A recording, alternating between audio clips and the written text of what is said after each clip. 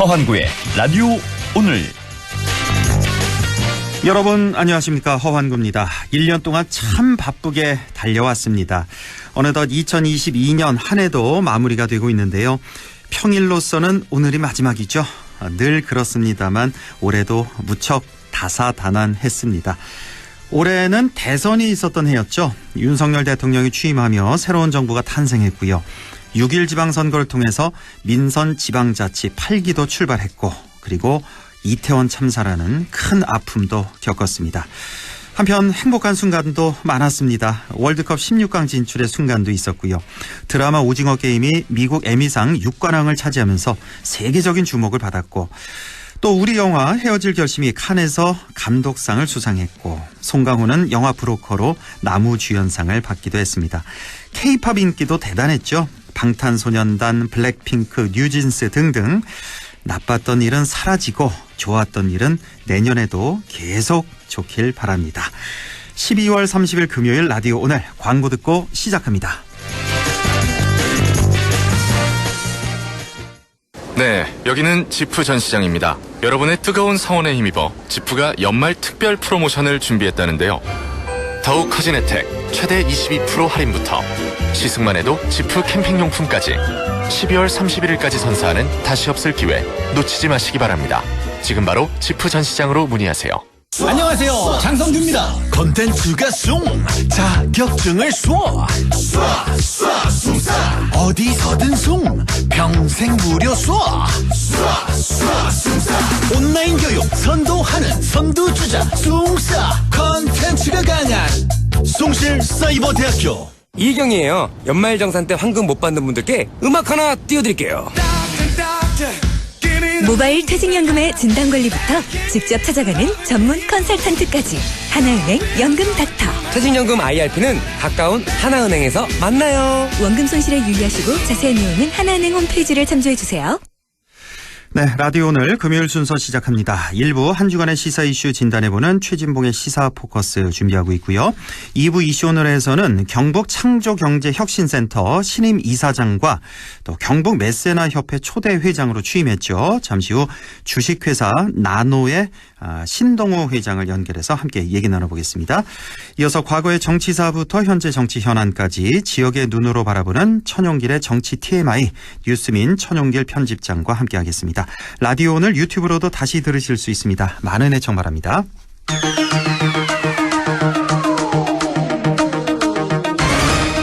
네, 최진봉의 시사 포커스 성공회대 최진봉 교수와 함께합니다. 교수님 안녕하십니까? 예, 안녕하세요. 네, 올해 마지막 순서인데요. 예. 한 해 동안 정말 수고 많으셨습니다. 예, 함께 할 수 있어서 즐거웠습니다. 예, 이 시간 빛내주셔서 정말 고맙고요.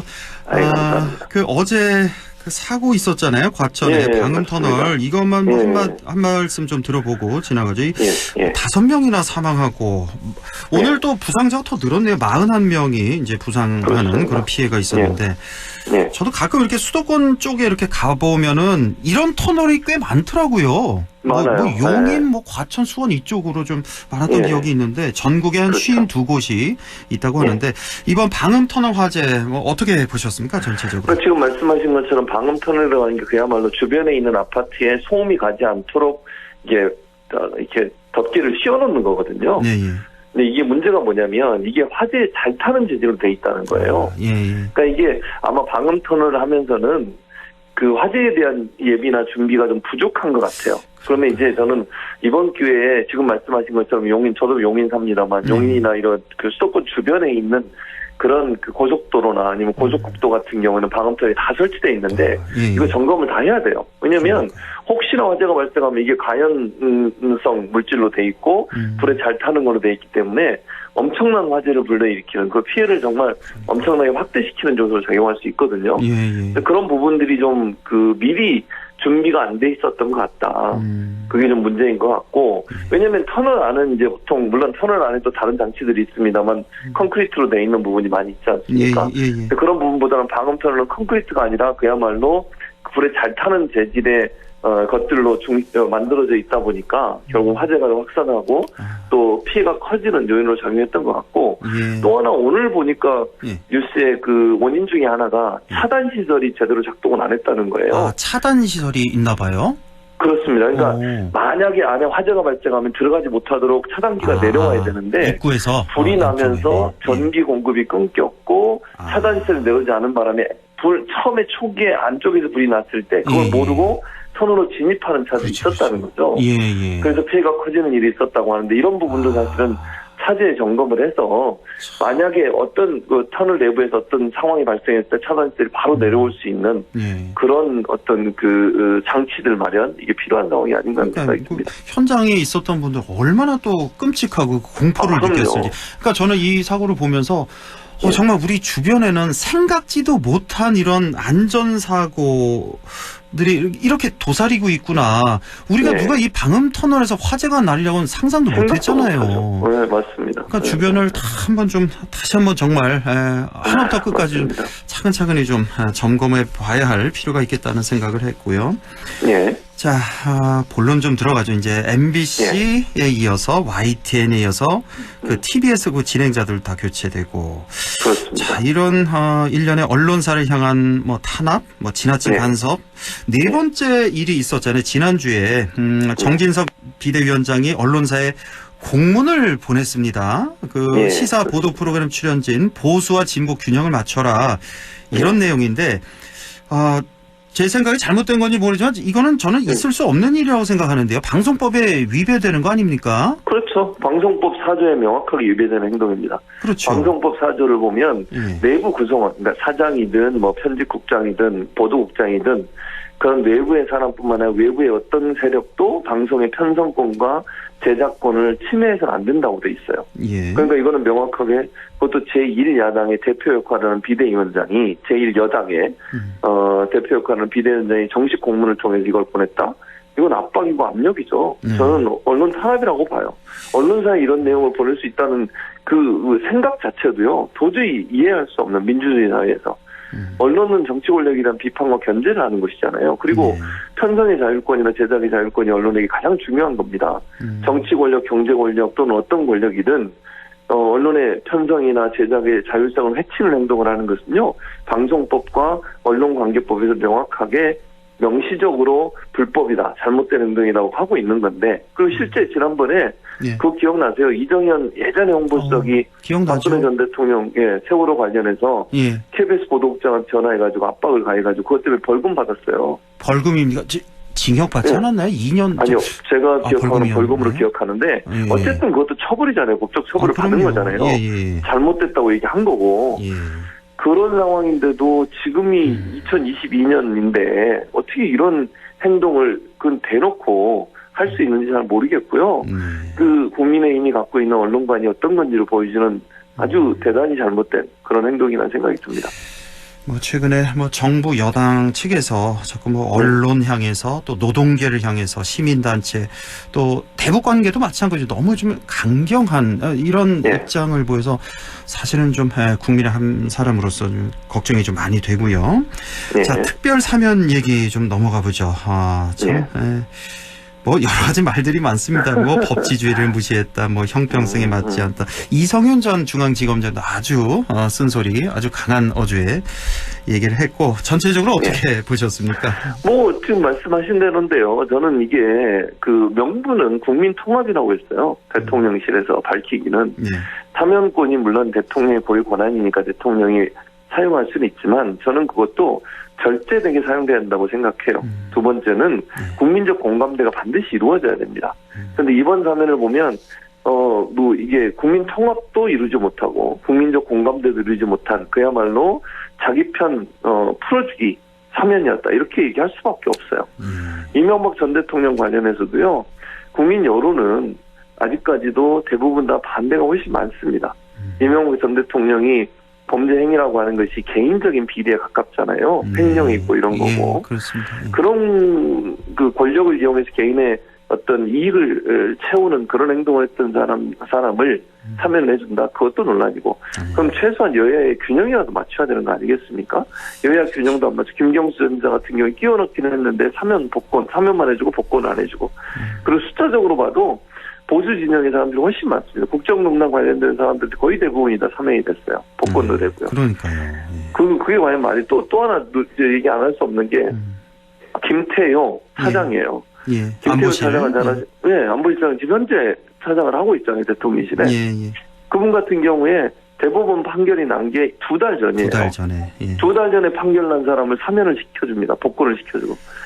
이게 과연 맞는 걸까요? 아니 그러면 사법부가 왜 판결을 대법원까지 3심을 그렇게 오랫동안 끌면서 이게 이명박 정부 때 있었던 일로 저는 알고 있는데 오랜 시간 동안 재판이 이루어진 거잖아요. 그렇게 해서 결론이 난 지 2달밖에 안 됐어요. 그래서 일부에서는 판결문에 잉크도 마르지 않았는데 사면을 시켜줄 거면 재판을 왜 안 하냐는 거예요. 그렇게 많은 시간을 들여서 사법부가 판단해서 이건 문제가 있다고 생각해서 판결을 내린 건데 그 판결을 내리자마자 2달 만에 사면을 시켜줘 버리면 사법부가 있을 이유가 뭐가 있습니까? 그렇습니다. 아니 재판을 왜 하는 겁니까 그럼 대체?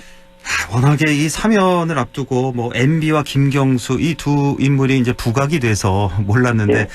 딱 사면을 해놓고 보니까 뭐 국정농단 세력 대부분 다 그렇고 뭐 김태호 차장도 마찬가지고 여기 가려져서 뒤에 가려서 이렇게 사면된 분들 보고 더 화가 난다는 그런 분들이 참 많습니다. 그럼요. 예. 맞습니다. 자 오늘 이명박 전 대통령이 이제 서울대병원에서 퇴원했더라고요. 뭐 예, 공교롭게 뭐 이게 공교롭다고 표현해야 될지 모르겠습니다만은 뭐 건강이 안 좋아서 이제 형 집행 정지를 이제 입원해 있다가 사면이 되고 바로 이제 이렇게 집으로 퇴원했는데 가셨어요. 좀 어떻게 보셨어요? 저는 생각보다는 저는 좀, 네. 좀 건강해 보이시더라고요. 그러니까요. 그렇게 건강이 안 좋은 모습은 아니셨어요. 물론 뭐 우리가 외부적으로 보여진 거 가지고 모든 걸 판단할 수는 그렇죠. 없지만 예. 그럼에도 불구하고 일반 국민들이 볼 때는 그 말에 얼마나 동의를 할까.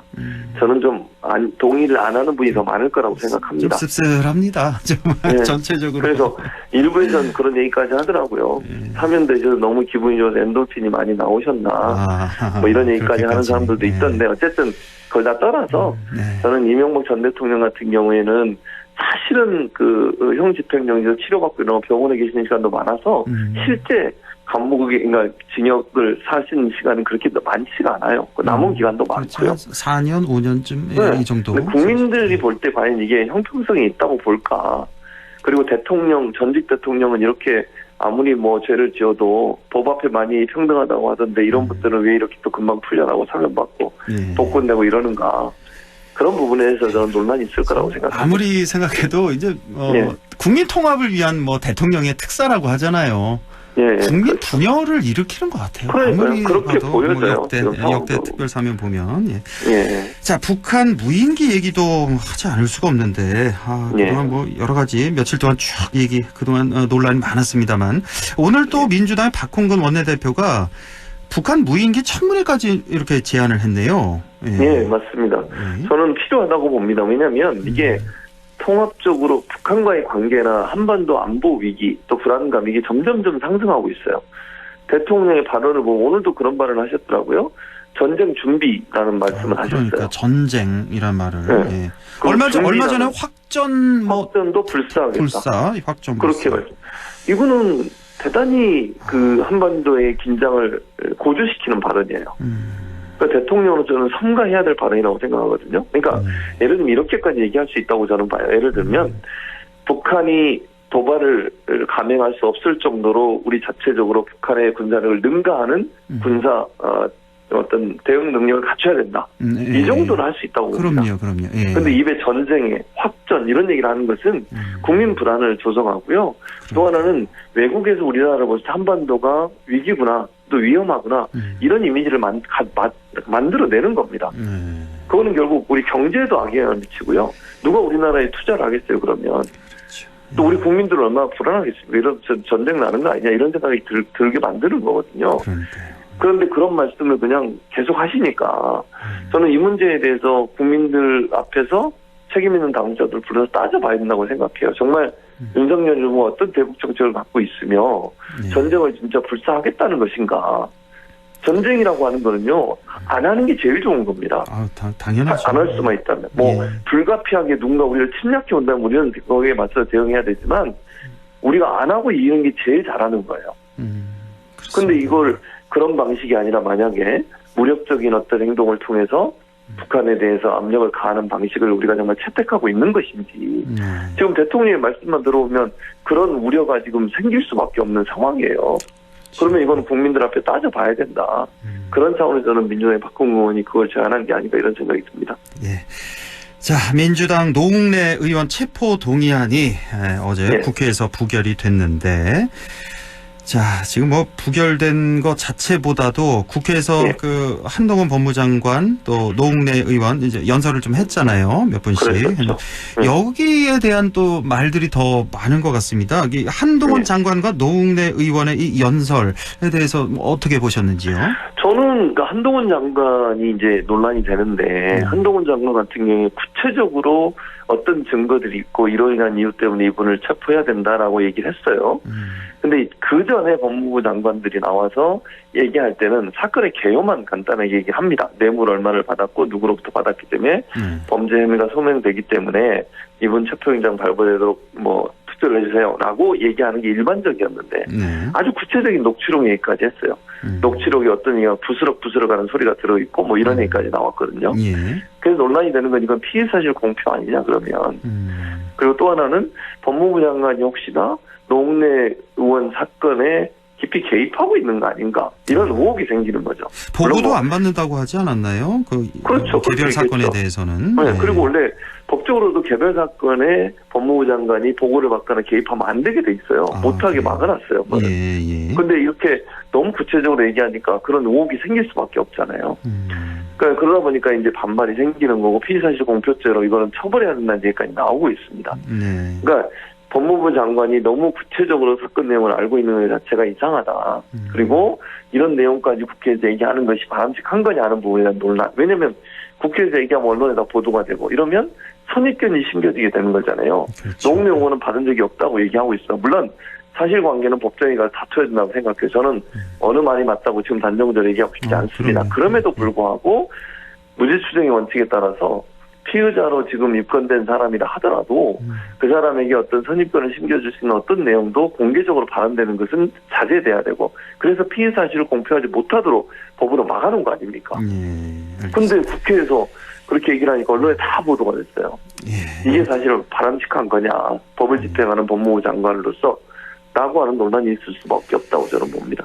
지금 여당에서는 노웅래 의원 다음은 이재명 대표다. 지금 이재명 방탄 예행 연습이다. 이렇게 비판하고 있고 또 많은 분들이 이 국회의원들 체포 동의안 이게 자체에 대해서 체포 동의안을 이게 지금 국회에 상정시킨다는 것 자체에 대해서 거부감이 상당히 많이 있는 것 같습니다. 국민들이. 그렇습니다. 맞습니다. 그래서 국민들은 사실은 이제 그 두 가지 측면이 있는 것 같아요. 하나는 뭐냐면 이 체포 동의안 같은 거를 국회 어떤 특권도 보는 분들도 있습니다. 사실은. 그러니까 국회의원들이 이런 특권 때문에 결국은 자기들은 그 조사를 제대로 안 받는 일이 있을 수도 있다라고 하는 비판적 여론이 분명히 있고요. 저는 그 부분도 들여다봐야 된다고 봅니다. 다만 이게 이제 체포 동의안이 발의된 이유가 사실은 군사정권 때 있었던 일이에요.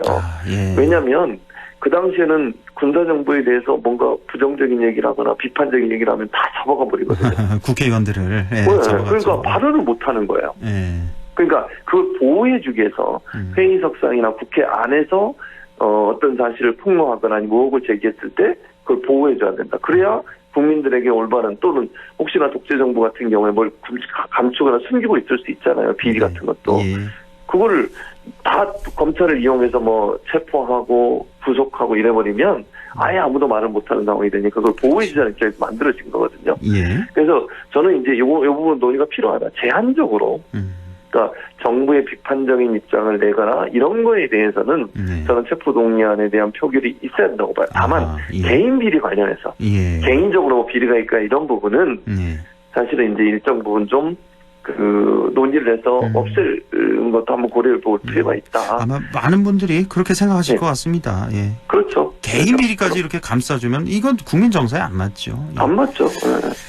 좀 변화를 새해는 좀 국회도 좀 변화를 좀 기대를 해보겠습니다. 자, 지금까지 성공회대 최진봉 교수와 함께했습니다. 교수님 고맙습니다. 예, 감사합니다. 네, 라디오 오늘 잠시 후 2부에서 뵙겠습니다.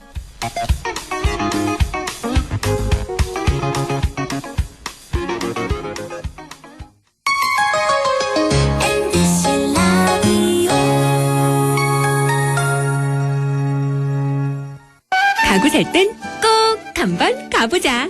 안동 명품 가구 백화점. 흑표 흑침대, 양성국 갤러리, 금성침대, 한국 가죽 소파, 장수돌 침대.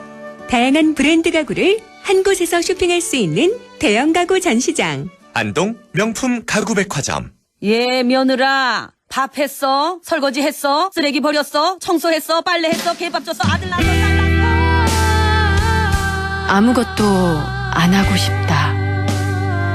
이미 아무것도 안 하고 있지만 더 격렬하게 아무것도 안 하고 싶다. 지금은 그냥 라디오만 듣고 싶다. MBC 라디오. MBC 라디오. 라디오 청취자 10명 중 4명이 듣는 방송. 국가대표 라디오 MBC 라디오.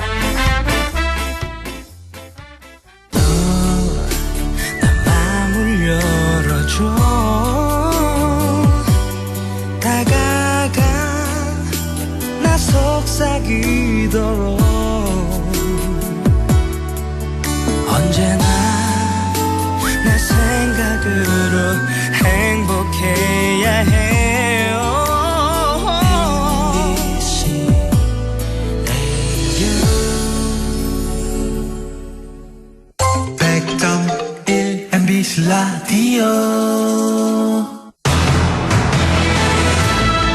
네, 6시 26분 34초 지나고 있습니다. 이슈 오늘 시작합니다. 우리 지역 상주에 본사와 공장을 둔 기업이죠. 주식회사 나노. 자, 국내 미세먼지 제거 1등 기업이라고 하는데요. 주식회사 나노의 신동우 대표가 최근 경북 창조경제혁신센터 신임 이사장으로 취임했습니다. 또한 새롭게 창립된 경북 메세나협회 초대 회장으로도 선출이 됐다고 하는데요. 주식회사 나노 신동우 대표 연결해서 자세한 얘기 들어보겠습니다. 신동우 대표님 안녕하십니까? 네, 안녕하세요. 예, 네. 우선 축하드립니다. 네, 감사합니다. 예, 경북 창조경제혁신센터 이사장으로 취임을 하셨는데 먼저 소감이 어떠신지요? 예, 일단 우리 그 센터의 주요 역할이 이 창업 기업을 지원해서 이렇게 혼자 일어설 수 있도록 성장시키는 그런 역할을 합니다. 예. 근데 이제 제 자신이 한 23년 전에 대학 실험실에서 창업을 해서 현재 이게 500명 정도를 고용하고 있는 한 연매출을 2천억 정도의 5개 중소기업을 경영한 경험이 있습니다. 예. 그래서 이런 그 창업에서부터 성장까지의 경험이 센터에 보다 좀 더 실용적인 창업 지원 정책을 수립하는데 도움을 줄 수 있지 않을까 기대하고 있습니다. 아, 실제로 23년 전 대학 실험실에서 창업을 하셨군요. 아, 그럼 이 당시 혹시 대학생이었다는 말씀이십니까? 아니죠. 아, 그건 아니시고? 대학교 교수였고요. 아, 교수 당시에. 예, 그리고 이제 제 실험실에 있는 학부생 4명하고 저하고 합쳐서 5명이 창업을 했습니다. 그 회사가 바로 지금의 나노입니까? 그렇습니다. 예. 그렇군요. 예. 자, 경북 창조경제혁신센터. 이곳이 어떤 곳인지 모르는 분들 많으실 것 같습니다. 저도 잘 모르는데요. 소개를 좀 해주시죠. 예, 조금 전에 제가 말씀드렸듯이 그 경북 지역 내에 이 스타트업 기업을 육성하기 위해서 2014년에 관계법령회에서 설립이 되었습니다. 예. 그러니까 설립한 지 지금 이제 약 8년이 경과를 했습니다. 그래서 마치 우리 사람에 비유하자면은 이제 아이를 갖고 싶어하는 사람에게 어떻게든지 아이를 임신하게 하고 또 잘 출산하게 하고 그리고 태어난 아이가 건강하게 유아기까지 성장시키는 그런 기업의 창업과 성장을 지원하는 그런 역할을 하는 곳입니다. 예. 현재는 약 한 40여 명의 직원이 국비하고 도비하고 그다음에 여러 가지 수탁 사업비를 합해서 약 100억 원의 예산으로 활동하고 있습니다. 예산이 꽤 많군요. 예, 그러니까 마치 사람으로 따지면 임신 어떻게 하는지, 출산은 어떻게 하는지, 그러니까 유아기까지는 어떻게 잘 키우는지, 그 다음부터 이제 알아서 해야 되는 거고요, 각자. 예. 이제 자기가 스스로 생존해야 되겠죠. 그렇군요. 자, 이번에 이제 이사장으로 취임하신 건데요. 임기가 이제 2년이라고 들었는데 이게 뭐 짧다면 짧고 길다면 긴 기간인데 이 기간 동안 어떤 일을 할 수 있으신지 또 어떤 일을 하고 싶으신지 좀 말씀해 주시죠. 그게 이제 설립한 지 8년이 됐는데 제 앞서 이사장으로 봉사하신 분이 1대부터 4대까지 8년을 하신 것 같더라고요. 아, 그래요? 예. 네, 그래서 이제 이게 연이면 가능한 건데, 예. 어쨌든, 저 입장에서는 두 가지를 분명하게 하려고 합니다. 예. 첫 번째는 이 센터의 주인이 누군가를 우리 직원들한테 좀 각인을 시키고자 하고요. 예. 두 번째는, 우리 직원들의 어떤 직업의 정체성이 뭐냐. 이 두 가지를 이제 제가 첫 2년 동안 분명하게 디파인을 할까 합니다. 예. 이 센터의 주인은 아까 말했지만은 이제 창업을 하기를 원하는 사람, 또는 창업해도 여러 가지 어려움을 겪는 사람, 이런 사람들이 이 센터의 주인입니다. 예. 그리고 이 센터의 직원들은 이런 분들을 돕기 위해서 공적으로 봉사하는 그런 공적 조직의 공인이라고 하면 되겠습니다. 예. 그러니까 우리 직원들이 이런 어떤 공인으로서의 원칙을 가지고 책임과 의무를 어떻게 다할 것이냐 하는데 제가 좀 강조를 하고 그렇게 그동안에 일을 해보니까 그 창업이라고 하고 성장시키는 데는 여러 가지 일들을 많이 해야 되는데 그 중에서 실제로 그 주인이 되는 분들에게 실제적으로 필요한 일이 뭔가. 그렇죠. 그러니까 나머지 이제 불필요한 건 다 걷어내고 정말 실제적으로 필요한 일을 좀 더 집중할 수 있게끔 그런 요구를 할 생각입니다. 예, 그렇군요. 이 방송 들으시는 분들 중에 창업 이렇게 고민하시는 분들 많으실 거란 말이에요. 네네네. 어떻게 경북 창조경제혁신센터 좀 전화해 보면 될까요? 도움 좀 많이 받을 수 있을까요? 그럼요. 이미 그 8년간 그런 목적으로 또 직원들이 일을 하고 있기 때문에 뭐 다양한 질문에 대한 실제적인 도움을 줄 수 있는 그런 역할을 수행할 수 있으리라고 믿습니다. 네. 임신, 출산, 유아기까지 돌봐주시니까요. 예. 한번 용기 내서 전화를 좀 해보시죠. 자, 우리 이사장님께서는 이제 우리 지역 상주에 본사와 공장을 둔 초미세먼지 제거 전문 기업입니다. 주식회사 나노의 대표시기도 한데, 자, 나노 이 회사에 대해서도 좀 알려주시죠. 어떤 회사인지.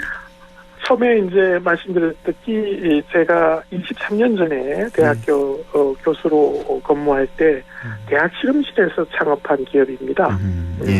우리 나노라고 하면은 굉장히 미세한 단위를 의미하죠. 그래서 우리 공기 중에 초미세먼지가 우리 건강을 굉장히 위협을 하고 있습니다. 그 중에서 가장 초미세먼지의 원인 물질이 질소산화물이라는 물질입니다. 그러니까 이 질소산화물을 아주 해가 없는 질소로, 공기 중에 질소는 80% 그대로 있으니까 질소로 바뀌는 그런 소재를 연구해서 만들고 있고요.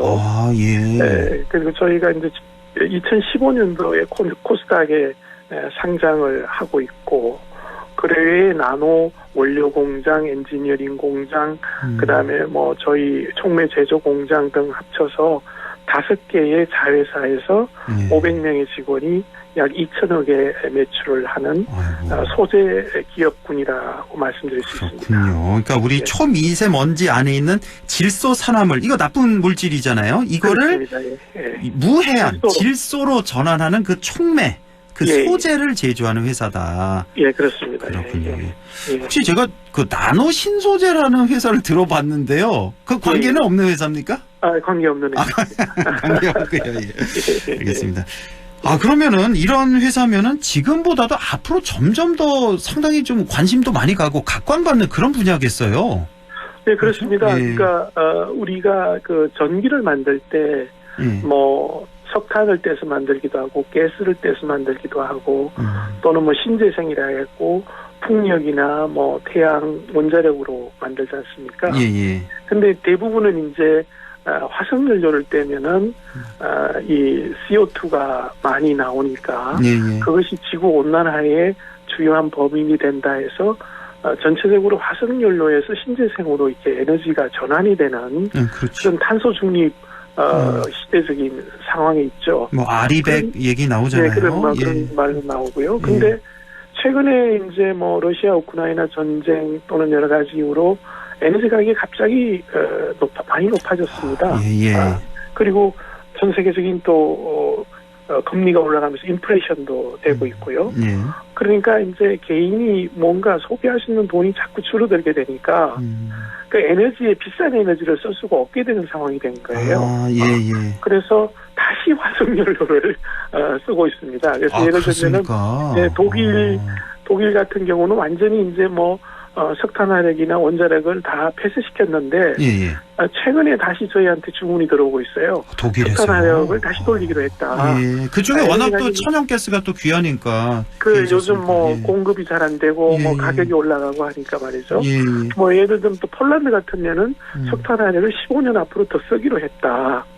그리고 이제 우리 한국전력도 계속 적자가 심화되잖아요. 그러니까 같은 양의 전기를 만드는데 가장 싼 연료를 써서 전기를 만들면은 적자를 줄이거나 흑자를 낼 수가 있거든요.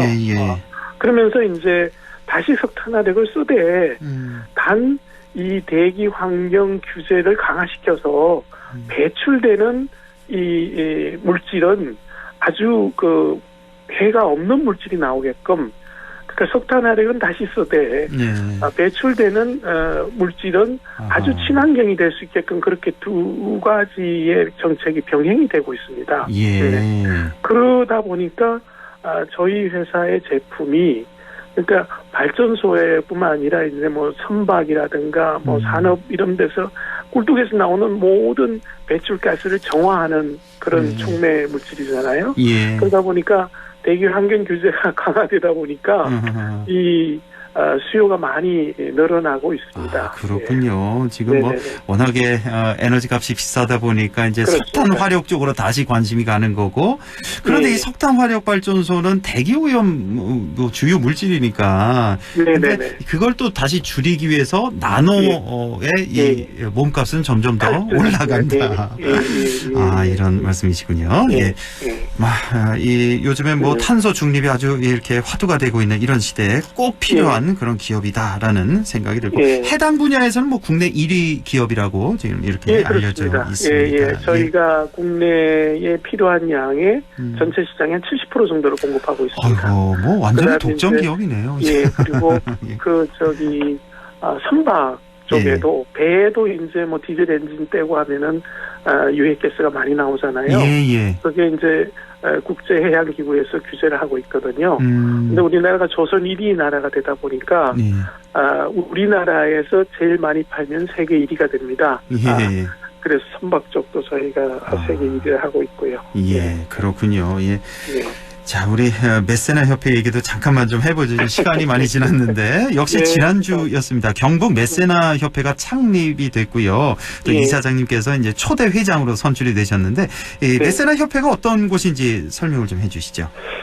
사실은 그 코로나 기간 중에 우리 문화예술인들이 굉장히 어려웠습니다. 공연을 하지 못하고 전시를 하지 못하고 뭐 이런 문제가 발생했어요.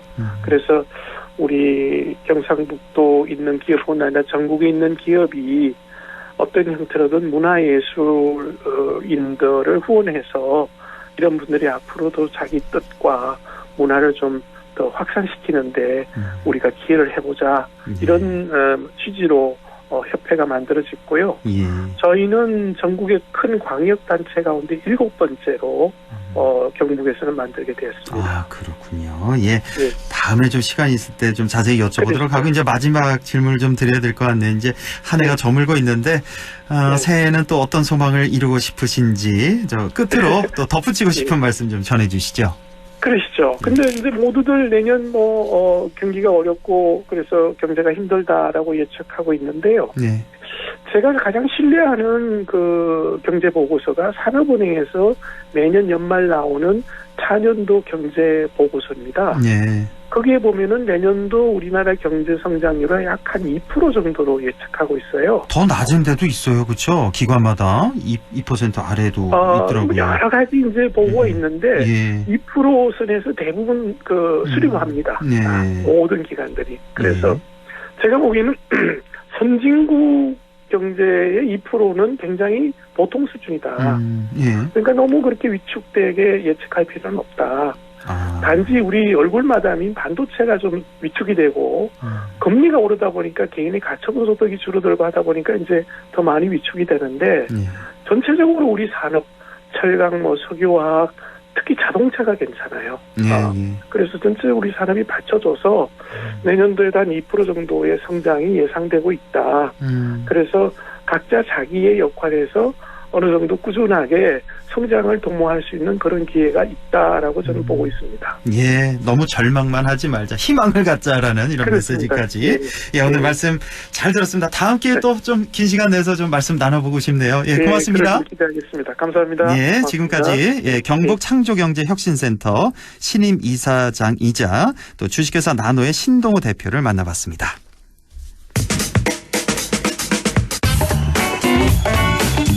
네, 천용길의 정치 TMI 시작합니다. 뉴스민 천용길 편집장과 함께하죠. 안녕하십니까? 네, 안녕하십니까? 네, 아유 시간이 좀 많이 갔네요. 예, 오늘 정치 TMI 주제는요? 네, 2022년 올해 결산인데요. 네. 조금은 정치 이야기를 다르게 또 준비해봤습니다. 예. 사실 우리 정치인들의 가십이나 말, 뭐 행동에 대한 이 보도들이 좀 많은데 올 한 해를 결산하면서 정치의 핵심이 뭐니 해도 이 제도의 변화가 아닐까 싶어서 올 한 해 좀 주요하게 떠올랐던 이 법률과 제도를 가지고 한번 돌아보겠습니다. 아, 올 한 해 대립했던 법률과 제도 주제가 되겠습니다. 자, 그러면 첫 번째로 살펴볼 제도는 무엇인가요? 네, 선거제도입니다. 올해 대통령 선거와 지방선거가 또 있지 않았습니까? 예. 그리고 최근 들어서 국회에서 선거법 개정안과 관련해서 여러 가지 또 법률안이 나오고 있어서 이 선거제도와 관련해서 내년에도 이어질 것 같은데, 올해 한번 좀 되짚어 봐야 하는 것 중에 한 가지가 바로 지방선거에서 나왔던 무투표 당선 때문에 이 선거제도 한번 돌아보겠습니다. 무투표 당선. 네. 예천군이 저는 가장 먼저 기억이 납니다. 단체장은. 맞습니다. 우리 지역이니까. 우리 지역은 뭐 단체장 말고도 의원들도 많이 나왔잖아요. 무투표 당선. 이게 전국에 무투표 당선자가 494명이 나왔는데요. 이 가운데 기초자치단체장은 6곳이 나왔습니다. 네, 그 중에 한 곳이 이 예천군인데요. 예천군 말고 어디였죠? 6곳이? 네, 예천군 말고 대구의 중구, 달서구청장 이 선거와 광주, 전남에 또 3곳이 나오면서 나란히 대구, 경북이 3곳, 광주, 전남이 3곳 아이고, 이렇게 나온 겁니다. 균형을 딱 맞췄군요. 대구, 경북, 광주, 전남이. 예. 그러니까 이게 근데 뭐 기초자치단체장의 경우에는 한 명만 뽑을 수밖에 없기 때문에 무투표 당선도 어찌 보면 이건 제도의 문제가 아니라 이 정치 지형의 문제라고 볼 수 있는데 무엇보다도 이 광역의원이랑 기초위원회에서 무투표 당선자가 많이 배출된 것은 이 정치 지형의 문제라기보다는 선거제도 문제가 원인이 아닐까 싶습니다. 선거제도 뭐 어떤 게 문제일까요? 네, 특히 이 의원을 뽑는 이 의회 선거는 실제로 우리가 정당 지지율을 놓고 보면 뭐 특정 정당이 우리 지역에서 유리하다고는 하지만 뭐 90% 이상 지지율을 갖고 있는 정당은 없습니다. 그렇죠. 예. 네, 그런데도 불구하고 경북도의원 61명 가운데 지금 59명이 같은 정당이거든요. 아, 그렇습니까? 국민의힘 59명이에요? 네. 이게 61명 중에 55명을 지역구로 뽑는데 이 가운데 17명이 무투표 당선된 겁니다. 모두 이 국민의힘 소속인데 이 경북도의원이 이렇게 특정 정당으로 쏠림 현상이 나타나는 것은 선거제도가 한 명만 뽑는 이 소선거구제다 보니까 이 도전자도 많이 얻게 되고 이 실질적으로 우리 도민들의 민심을 제대로 반영하지 못한다라고 볼 수 있겠습니다. 예. 뭐 이렇게 누누이 얘기가 나옵니다. 이 소선거구제의 폐해. 네. 그럼 좀 바꿔야 될 텐데. 네. 기득권 정당들이 양당이 잘 안 바꾸는 것 같습니다, 지금. 네, 국회에서. 뭐 그나마 다행인 것은 뭐 연말부터 시작해서 이틀 전에는 이 국회 이 의사당 앞에서 이 소선거구제 아웃을 요구하면서 이 더불어민주당의 일부 정치인들도 참여를 했고요. 그리고 뭐 기타 다른 야당들과 시민사회단체가 함께 이 소선거구제 폐지를 요구하면서 내년도 선거제도 개혁을 좀 예고하고 있는데요. 이게 또 우리 지역만 놓고 보면 이 소선거구 제도가 아닌 기초의원도 이 선거제도상 좀 문제가 있다라고 하는 지적을 좀 할 수 있겠습니다. 바로 무투표 당선자가 우리 경북 지역에서 특히 북부 지역만 놓고 보면 이 기초의원 비례대표 선거에서도 무투표 당선자가 대거 나온 겁니다. 아, 그래요? 네, 문경과 봉화, 영양, 예천, 청송의 경우에는 이 기초의원도 이 무투표 당선자가 나왔거든요. 예. 이게 기초의원 비례대표 무투표 당선자가 나오는 이유가 뭘까 살펴보니까 비례대표인데 한 명만 뽑습니다. 아, 한 명뿐이에요? 네. 그래서 정당에서 후보가 나오더라도 과반수 이상을 획득하지 못하면 당선자를 배출할 수 없다 보니까 우위에 있는 정당만 후보를 내게 되고 마치 우리 뭐 편의점 가면 자주 볼 수 있는 1+1처럼 덤을 얹어주는 듯이 의석 배분이 되다 보니 이거는 제도 때문에 발생하는 문제라고 볼 수밖에 없는 겁니다. 그렇군요. 예, 네. 우리 제도 첫 번째로 살펴볼 제도 바로 선거제도다. 그 중에서도 소선거구제 이거 빨리 바꿔야 된다. 이런 취지의 예, 말씀이시네요. 다음 또 살펴볼 제도는 무엇인가요? 네, 노동입니다. 올 한 해 뭐 대우조선 하천 노동자들의 파업이 있었고 화물연대 파업도 있었잖아요. 예. 이런 가운데 윤석열 정부가 그 3대 개혁을 하겠다 내세우면서 첫 번째 과제로 꼽은 것이 노동개혁입니다. 3대 개혁이 노동, 연금, 교육개혁이었죠. 이렇게 세 개. 그렇습니다. 예. 이 그 세 가지 중에 노동개혁을 가장 먼저 하겠다. 또 입장을 밝혔는데 사실 놓고 보면 이번에 윤석열 정부가 이 발표한 노동개혁안의 내용들이 대부분 법 개정 사항들이 많습니다. 아, 그래요. 국회를 통과해야 되는군요. 네, 지금 특히 관심을 끄는 것 중에 한 가지가 주 52시간 제도를 다시 주 69시간까지 좀 늘릴 수 있도록 하겠다. 이 권고안을 받아서 제시를 했는데 이게 근로기준법을 개정해야 되거든요. 아, 그래요. 네, 이게 여소야대 국면이라서 정부가 하고 싶다고 쉽게 할 수 있는 게 아님에도 불구하고 이런 이슈들을 계속 꺼내고 있는데 이 과정에서 정부와 여당이 꾸준하게 노동조합을 강하게 좀 비판하는 뭐 한마디로 말하면 노동조합 때리기를 계속하고 있는데 우리 정치 과정을 돌이켜 보면 올해 이 대우조선 하청 노동자들의 파업 당시에 정부가 강경하게 대응을 했는데 그 결과가 혹시 어떻게 됐는지 아십니까? 어떻게 됐는데요? 네, 우리나라가 조선업이 세계에서도 1등으로 꼽히는데 특히 올해는 전 세계 선박 발주량의 55%를 수주받았거든요. 그래요. 예. 네. 그런데 용접공이 없어서 수주받은 물량을 지금 토해내고 있는 상황입니다. 그래요. 네. 이 노동과 관련해서 이 숙련된 용접공들이 조선업을 지금 떠나고 있는데요. 이 과연 이 정치의 역할이 노동과 관련해서 강경 대응하는 것만이 과연 경제와 산업에도 좋은 일일까?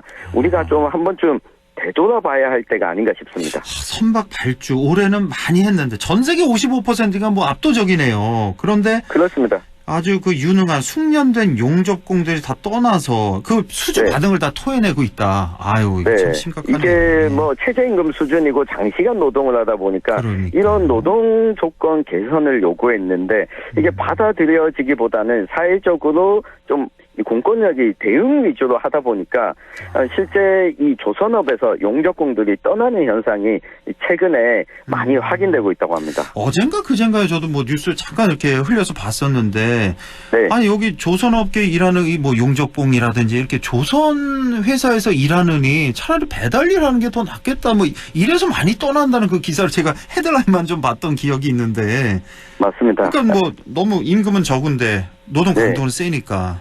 네. 이게 또 정치의 또 중요한 역할인데 말이죠. 그러니까요. 예. 자, 이거 말고도 선거제도 그다음에 노동 살펴봤고 또 얘기할 제도 또 있나요?